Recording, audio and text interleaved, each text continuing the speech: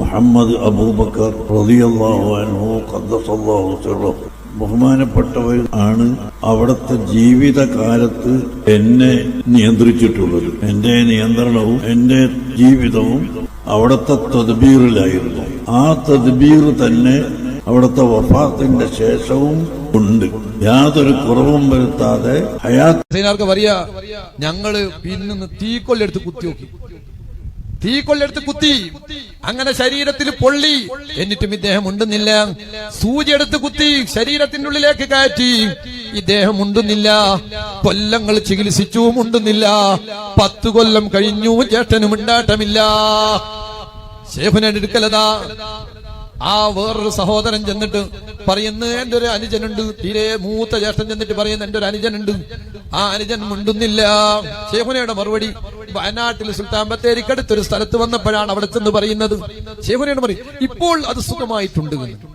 ഇയാള് പറഞ്ഞു, ചെന്നാള് പറഞ്ഞു, നിങ്ങൾ അങ്ങനൊന്നും പറഞ്ഞാൽ പറ്റൂല, ഇപ്പോഴും ഞാൻ അവിടെ നിന്നാണ് വരുന്നത്, പാക്കണയിൽ നിന്നാണ് ഞാൻ വരുന്നത്, എന്റെ അനുജൻ അവിടെ ഉണ്ട്, മുണ്ടിയിട്ടില്ല, എങ്കിൽ കൊണ്ടുവരൂ. ശേഖുനയുടെ മറുപടിയാണ്, പടച്ചോനെ, ഇദ്ദേഹം ബസ്സുകാരി പാക്കണയിൽ നിന്നും മുണ്ടാത്ത 10 കൊല്ലത്തിനധികം മുണ്ടാട്ടമില്ലാത്ത അനുജനെയും കൈപിടിച്ച് കൂട്ടിക്കൊണ്ടുവരുന്നു. ശേഖുനയുടെ മുന്നിൽ കൊണ്ടുവന്നു. ആ ശേഖുനയുടെ മുന്നിൽ കൊണ്ടുവന്നിട്ട് നേരിട്ട് ശേഖുന ആ മനുഷ്യനെ നേരിട്ട് കാണുകയാണ്. സുബ്ഹാനല്ലാഹ്.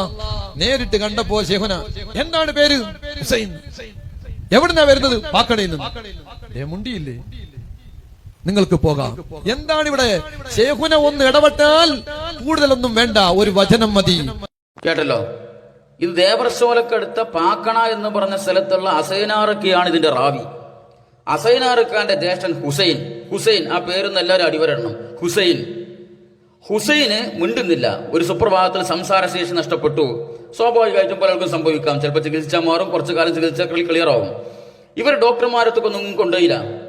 കൊണ്ടാകാതെ എന്ത് ചെയ്തു? മുണ്ടാതെ നിൽക്കുന്ന ഒരു മനുഷ്യനെ മുണ്ടിക്കാൻ വേണ്ടി ഇവർ ചെയ്ത പണി, തീക്കൊള്ളിയെടുത്ത് കുത്തി നോക്കി, ഈ മുണ്ടുന്നില്ല. കത്തി കൊണ്ട് കുത്തി നോക്കി, ഈ മുണ്ടുന്നില്ല. ഇരുമ്പിന്റെ സൂചി കൊണ്ട് ഇറച്ചിയിലേക്ക് താഴ്ത്തി നോക്കി, ഈ മുണ്ടുന്നില്ല. മുളകരച്ച് കണ്ണിൽ തേച്ച് നോക്കി, ഈ മുണ്ടുന്നില്ല. ഒരു മനുഷ്യനോട് ചെയ്ത ക്രൂരതയാണിത്. ആ ചങ്ങന്മാരങ്ങൾക്ക് അയാളെ തല കീഴായിട്ട് കെട്ടിത്തൂക്കിക്കാണ്ട് അയാളെ ആസനത്തിൽ ഒരു അമിട്ട് വെച്ചൊന്ന് പൊട്ടിച്ചോക്കിക്കൂടേനാ, ചിലപ്പോ മുണ്ടിയാലോ. ഇക്കണ്ട ക്രൂരത നിങ്ങൾ ചെയ്തല്ലോ. ഒരു മനുഷ്യനെ ചെയ്ത ക്രൂരതയാണ്. അങ്ങനെ എന്ത് ചെയ്തു? മടവൂരിന്റെ അടുത്ത് ചെന്നു. മടവൂരിന്റെ അടുത്ത് ചെന്നപ്പോ മടവൂര് ഒറ്റ ചോദ്യം, എന്താണ് എന്റെ പേര്? ഹുസൈൻ. പേടിച്ചിട്ട് അയാളെ പേരങ്ങോട്ട് പറഞ്ഞു, ഹുസൈൻ. പേര് ഹുസൈൻ. സുഹൃത്തുക്കളെ, ഞാൻ അതിനെ കുറിച്ച് കുറെ ആലോചിച്ച് നോക്കി. ഇത് മടവൂരിന്റെ കറാമത്താണോ അല്ലാന്നാ എനിക്ക് മനസ്സിലായത്. പേടിച്ചിട്ട് മുണ്ടിയതായിരിക്കും ഈ സാധു. കാരണം കുറച്ചു ദിവസം മുണ്ടാന്നപ്പോ ചെയ്ത പണി കത്തിയോണ്ട് കുത്തുക, തീക്കൊള്ളിയോണ്ട് കുത്തുക, അതുപോലെ തന്നെ ഇരുമ്പിന്റെ സൂചി കൊണ്ട് ഇങ്ങനെ ചാക്ക് തുന്നണമാരി ഇങ്ങനെ മുട്ടുകൂടി തുന്നുക. ഇക്കണ്ട ക്രൂരതൊക്കെ ഇവർ ചെയ്തല്ലോ ഒരു കുടുംബക്കാര്. സ്വന്തം കൂടപ്പുറപ്പാളാളായി ചെയ്തത്. ഇനിയും ഉണ്ടാകുന്ന കഴിഞ്ഞാല് ഇവര് മൂട്ടുകൂടി കമ്പി കയറ്റിയിട്ട് തൊള്ളയിൽ കൂടി എടുത്തിട്ട് മസാലയും തേച്ചിട്ട് ഷവായ കറക്കണമാരി തീന്റെ മുകളിലിട്ട് കറക്കുന്ന ഇയാൾ പേടിച്ചിട്ടുണ്ടാവും. പേടിച്ചുകാണ്ട് മുണ്ടിയതായിരിക്കും. എനിക്ക് മനസ്സിലായത് അതാണ്. ഇത് കേൾക്കുന്ന ഒരു സാധാരണക്കാര്, സമസ്തയിൽ വരെയുള്ള സാധാരണക്കാര് ചിന്തിക്കും, ഒരു മനുഷ്യൻ അങ്ങനെയൊക്കെ ചെയ്യോ? ഒരു സംസാരശേഷി നഷ്ടപ്പെട്ടു എന്ന് വിചാരിച്ചിട്ട് ഒരു കുടുംബം അയാളെ കത്തിയെടുത്ത് കുത്തി നോക്കുക, തീക്കൊള്ളുകൊണ്ട് കുത്തി നോക്കുക, സൂചി കൊണ്ട് ഇറച്ചിക്ക് ഓട്ടി നോക്കുക, മുളകെടുത്ത് കണ്ണിൽ തേച്ച് നോക്കുക, അങ്ങനെയൊക്കെ ചെയ്യോ? ചെയ്യും. കാരണം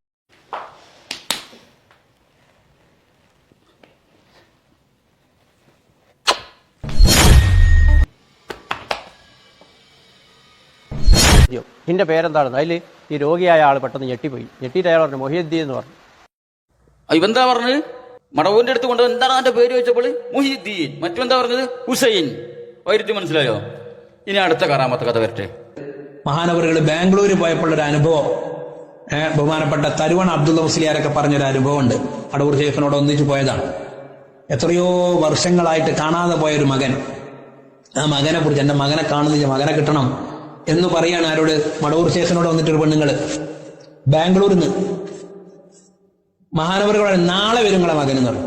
സമയം കൂടി പറഞ്ഞു കൊടുത്തു. നാളെ വൈകുന്നേരം മകനെ വരും എന്ന് പറഞ്ഞു. പിറ്റേന്ന് പറഞ്ഞ സമയത്ത് വീട് എന്ത് ചെയ്യാണ്? മുട്ട്. കൊല്ലങ്ങൾ ഒരുപാട് കഴിഞ്ഞ് 8-10 വർഷം കഴിഞ്ഞിട്ട് മകനെ കാണാതായിട്ട് വീടിന് മുട്ട് വെക്കാണ്. അങ്ങനെ ഉമ്മ വായിലോടെ നോക്കുമ്പോ മോന് ഷെയ്ഖ് പറഞ്ഞ പോലെ തന്നെ ആ സമയത്ത് ആളെത്തി. അപ്പൊ മടവൂര് ബാംഗ്ലൂർ തെണ്ടി തിരിഞ്ഞിടുന്ന ഒരു കാലഘട്ടത്തില് ഒരു സ്ത്രീ വന്നിട്ട് പറഞ്ഞ്, സ്ത്രീന്റെ മോനെ കാണാനില്ല. എത്ര കൊല്ലം? ഇതൊക്കെ നോട്ട് ചെയ്യണം. 8-10 കൊല്ലം. 8-10 കൊല്ലമായിട്ട് ഈ മോനെ കാണാനില്ല. മടവൂർ പറഞ്ഞു ബേജാറാകണ്ട, നാളെ വൈകുന്നേരം മോൻ വരും പറഞ്ഞ് അങ്ങനെ പിറ്റേന്ന് വൈകുന്നേരം മോന് വീട്ടിലെത്തിയെന്നാണ് കഥയുടെ ആകത്തുക. റാവി തരുവൺ അബ്ദുള്ള മുസ്ലിയാർ. ഇതേ കഥ വേറൊരു മുസ്ലിയാർ പറഞ്ഞെങ്കിൽ കേട്ടു നോക്ക്. അതുപോലെ തന്നെ മഹാനായ തരുവണ ഉസ്താദും സി എം വലിയുല്ലാഹി തങ്ങളും ഒരു യാത്രയിൽ ബാംഗ്ലൂരിലെത്തിയപ്പോ സുബ്ഹാനല്ലാഹ് ഒരു ഉമ്മ വന്നിട്ട് പറയാണ്, ഹസ്രത്ത് ഉസ്താദ് അവറുകളെ, തങ്ങളെ, എന്റെ മകനെ കാണാതെയായിട്ട് 17 കൊല്ലമായി. എനിക്കുള്ള ആൺതരിയാണ്. 17 കൊല്ലമായി കാണാനില്ല. മഹാനവറുകൾ ഉടനെ പറഞ്ഞു, 17 കൊല്ലമായി കാണാത്ത ആ കുട്ടിയെക്കുറിച്ച് സി എം വലിയുല്ലാഹി തങ്ങൾ പറയാൻ, ആജ് രാത് മേ ആയേഗ, ഇന്നത്തെ രാത്രി ആ മോൻ വരും. അത്ഭുതല്ലേ? 17 കൊല്ലം കാണാത്ത ഒരു കുട്ടിയെക്കുറിച്ചാ പറയുന്നത്. ആജ് രാത് മേ ആയേഗ, അന്ന് രാത്രി ആ കുട്ടി വീട്ടിൽ വന്ന് കതകുമുട്ടി ഉള്ളിൽ പ്രവേശിച്ചു, ഉമ്മയെ കെട്ടിപ്പിടിച്ചു. അൽഹംദുലില്ലാ, രണ്ടാൾക്കും വലിയ സന്തോഷാണ്. അപ്പൊ ഈ മുസ്ലിയാർ എന്താ പറഞ്ഞത്? 17 കൊല്ലമായിട്ട്. മറ്റേ മുസ്ലിയാർ പറഞ്ഞു 8-10 കൊല്ലം. ഈ 8-10 18 എന്ന് പോലും വ്യാഖ്യാനിക്കൊന്നും അറിയില്ല. 8-10 കൊല്ലം. ഇവൻ പറഞ്ഞത് 17 കൊല്ലമായിട്ട് കാണാനില്ല. അങ്ങനെ ആള് വന്നിട്ട് പറഞ്ഞു, സ്ത്രീ വന്നിട്ട് പറഞ്ഞു, ഹസ്രത്ത്, എന്റെ മോനെ കാണാനില്ല. അപ്പം വെറുതെ പറഞ്ഞത് ആജ് രാത് മേ ആയേഗ, ഇന്ന് രാത്രി മോൻ വരുന്നു. മറ്റോ പറഞ്ഞതാണ് നാളെ വൈകുന്നേരം വരുന്നു. മനസ്സിലായോ? അപ്പൊ ഇന്ന് രാത്രി വരുന്ന പറഞ്ഞപ്പം ഇന്ന് രാത്രി വന്നു. ഇതൊക്കെ ഹിന്ദി മടവൂര് പ്രയോഗിച്ച ഹിന്ദി ഡയലോഗ് അടക്കമായി പറഞ്ഞിട്ടാ ആജ് രാത് മേ ആയേഗ. അപ്പൊ ചുരുക്കി പറയുമ്പോൾ മലയാളത്തിൽ ചിലപ്പോൾ മാറാം.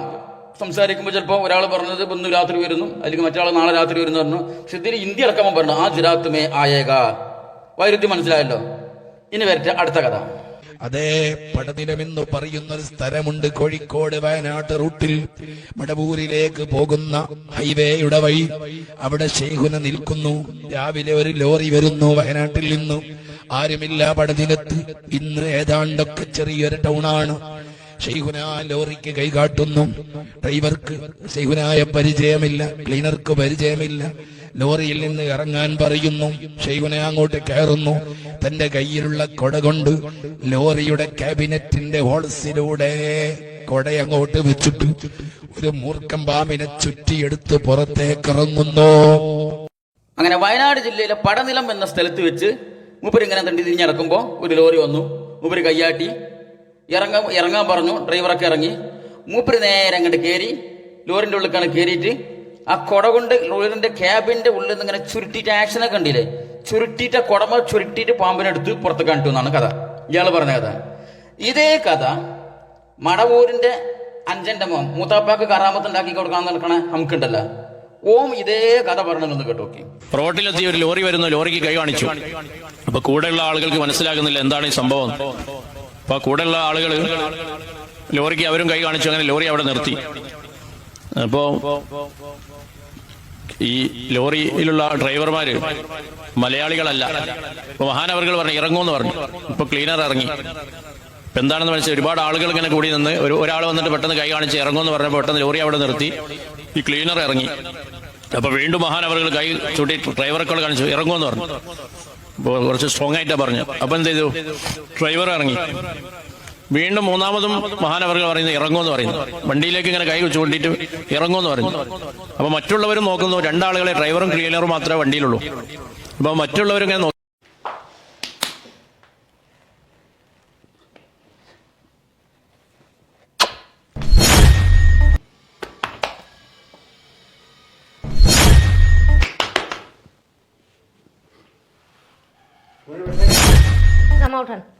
কি হয়েছে মা তোর?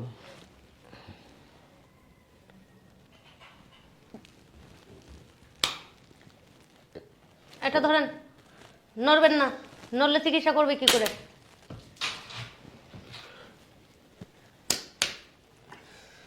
একটু ঘোর মা।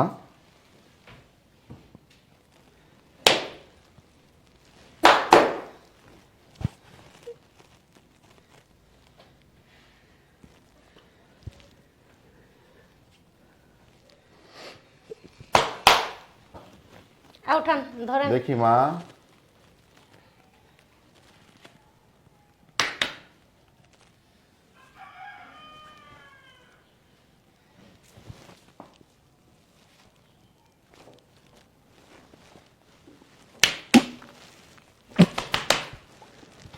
ঘোরেন।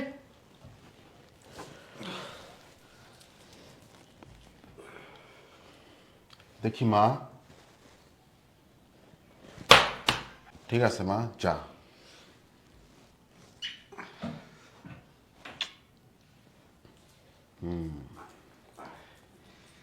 যা। তুই তো আমার মুরিদ, তোর চিকিৎসা পরে হবে। তুই এক কাজ কর, নতুনদের ডাক দে, তুই এখানে দাঁড়া। আচ্ছা বাবা। আপা আপনি হেন।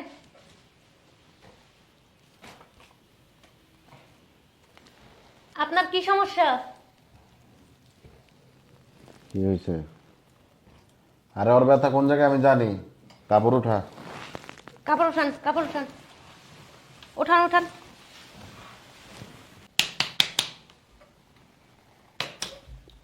ঘর ঘোরেন ঘোরেন। ছাড়েন ছাড়েন, জামা ছাড়েন, এই পাশে উঠান। সমস্যা, ওকে শোয়াই দে। এখানে শোন, শোন এইভাবে। হ্যাঁ, এটা ধর। আমার তোরা একটু উঠা।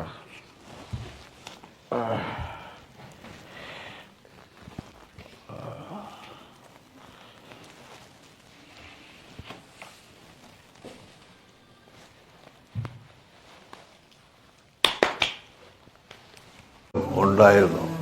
ഡോക്ടർ സാദിഖ് പ്രയാസം കൂടാതെ എൻ്റെ തിമ്മിലും നീക്കാൻ ആവശ്യമായത് ചെയ്യുകയും ഉണ്ടായി. ഖുർആൻ ഓതാനും കിതാബുകൾ വായിക്കാനും എല്ലാം കഴിയുന്ന വിധത്തിൽ വളരെയധികം സുഖപ്പെട്ടു ഉണ്ടായിരുന്നു. ഡോക്ടർ സാദിഖ് പ്രയാസം കൂടാതെ എൻ്റെ തിമ്മിലും നീക്കാൻ ആവശ്യമായത് ചെയ്യുകയും ഉണ്ടായി. ഖുർആൻ ഓതാനും കിതാബുകൾ വായിക്കാനും എല്ലാം കഴിയുന്ന വിധത്തിൽ വളരെയധികം സുഖപ്പെട്ടു. സുഖപ്പെട്ടു. അബ്ദുസത്താർ എന്ന് പറഞ്ഞിട്ട് ഒരാൾ കണ്ണൂരിൽ കിഡ്നി രോഗമായിട്ട് ഒരു ദിവസം 3 ഡയാലിസിസ് ഒന്നിച്ച് ചെയ്യേണ്ടി വന്നതാണ്. ഇനി ചെയ്യണ്ട. ആമീൻ. എല്ലാം കഴിയുന്ന വിധത്തിൽ വളരെയധികം സുഖപ്പെട്ടു. അബ്ദുസത്താർ എന്ന് പറഞ്ഞിട്ട് ഒരാൾ കണ്ണൂരിൽ കിഡ്നി രോഗമായിട്ട് ഒരു ദിവസം 3 ഡയാലിസിസ് ഒന്നിച്ച് ചെയ്യേണ്ടി വന്നതാണ്. ഇനി ചെയ്യണ്ട. ആമീൻ. എല്ലാം കഴിയുന്ന വിധത്തിൽ വളരെയധികം സുഖപ്പെട്ടു. അബ്ദുസത്താർ എന്ന് പറഞ്ഞിട്ട് ഒരാൾ കണ്ണൂരിൽ കിഡ്നി രോഗമായിട്ട് ഒരു ദിവസം 3 ഡയാലിസിസ് ഒന്നിച്ച് ചെയ്യേണ്ടി വന്നതാണ്. ഇനി ചെയ്യണ്ട. ആമീൻ.